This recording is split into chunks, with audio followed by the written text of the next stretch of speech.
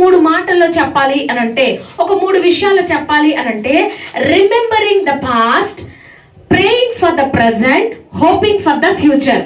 మన గతాన్ని గురించి ఆలోచిస్తూ దాని విషయంలో దేవుని దగ్గర క్షమాపణ అడుగుతూ, మరి ప్రజెంట్ గురించి ప్రార్థన చేస్తూ, దేవా ప్రస్తుత పరిస్థితిలో మనకు సహాయం చేయండి అని, మరి భవిష్యత్తును గురించి నిరీక్షణ కలిగి హోపింగ్ ఫర్ ద ఫ్యూచర్. ఈ మూడు విషయాలు, ఈ మూడు మాటలను మరి ఈ యొక్క కీర్తన అంతటిని కూడా మనం అర్థం చేసుకుంటే ఈ మూడు మాటలు మనకు అర్థమవుతాయి. మన జీవితంలో కూడా నిరీక్షణ అవసరం, హోప్ అవసరం. 12వ వచనంలో కనుక మనం చూస్తే ఆయన అంటూ ఉన్నాడు, యెహోవా ఉత్తమమైన దానిని మనకు అనుగ్రహించును. అబండెంట్ బ్లెస్సింగ్, దేవుని యొక్క సమృద్ధి అయిన జీవం, సమృద్ధి అయిన విషయాన్ని దేవుడు మనకు అనుగ్రహించువాడు.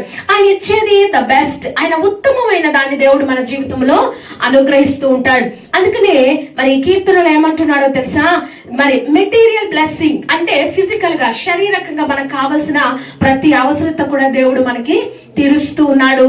ఆయన తీరుస్తాడు, నువ్వు అడిగినా తీరుస్తాడు, నువ్వు అడగకపోయినా తీరుస్తాడు. ఎందుకంటే నిన్ను ఈ లోకంలోకి పుట్టించక ముందే ఆయన నీకు కావాల్సిన అన్ని కూడా సమకూర్చాడు. అందుకనే మనం ఆ విషయంలో ఎప్పుడు కూడా బాధపడక్కరా లేదు.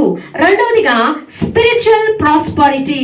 స్పిరిచువల్ ప్రాస్పరిటీ అంటే దేవునితో అనుబంధం, ఆయన నిబంధనలో కొనసాగడం, ఆయన ఇచ్చిన వాగ్దానాలలో ముందుకు వెళ్ళడం, ఆయన ఇచ్చిన ప్రవచనాలను చేత పట్టుకొని ముందుకు వెళ్ళడం, అవన్నీ కూడా మనం ఆత్మీయమైన అభివృద్ధిలోనికి వెళ్ళాలి. క్రైస్తవులముగా సంవత్సరములు గడుస్తూ ఉంటే మనలో ఆత్మీయత అభివృద్ధి చెందాలి, మనలో దేవుని మాటలు అభివృద్ధి చెందాలి, మనలో దేవుని అభిషేకం చూడగలగాలి.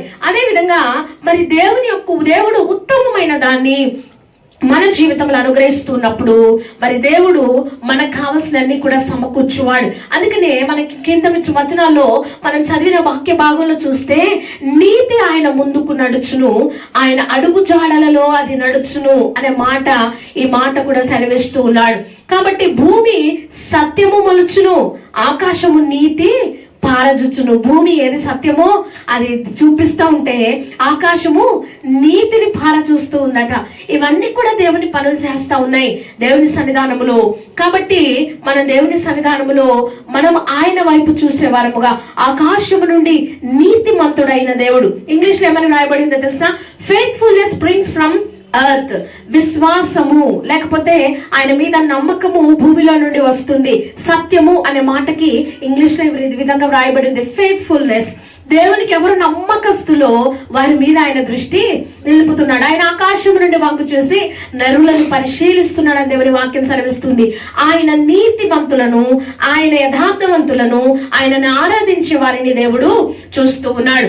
The righteousness look down from the heaven, the divine initiative. ఆకాశం నుండి దేవుడు నీతిమంతుడుగా మనల్ని గమనిస్తున్నప్పుడు మనలో ఆ విశ్వాసం, మనలో ఆ యొక్క సత్యము నిలిచినడలా దేవుడు మనకు ఏది ఉత్తమమైనది అది దేవుడు మనకి మన జీవితంలో అనుగ్రహించేవాడు. ద బెస్ట్ ఎక్కడి నుండి రాదండి, అది దేవుని యొద్ద నుండే వస్తుంది, దేవుని యొద్ద నుండే మనం పొందుకోగలుగుతాం.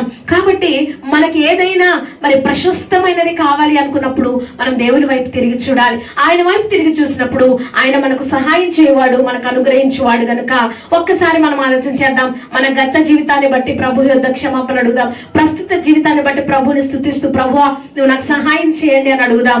మన యొక్క భవిష్యత్తును గురించి నిరీక్షణ కలిగి ఒక హోప్ ఆయన మీద ఉంచుకొని ఆ రకంగా దేవుడు మనల్ని చేయబోతున్నాడనే విశ్వాసముతో ఆకాశం ఉందని దేవుని వైపు చూస్తే ఆయన నీతిమంతుడు గనక, ఆయన మేలు చేయవాడు గనక, ఆయన మంచి చేయవాడు గనక మన జీవితంలో అవి చేసే దేవుడుగా ఉంటాడు. కాబట్టి మనందరం కూడా కొన్ని నిమిషాలు ఏవో మాటలను మనం గుర్తు చేసుకుంటూ ఒక్కసారి దేవుని సన్నిధానములో ఆయనను స్తుతించి ఆరాధించడానికి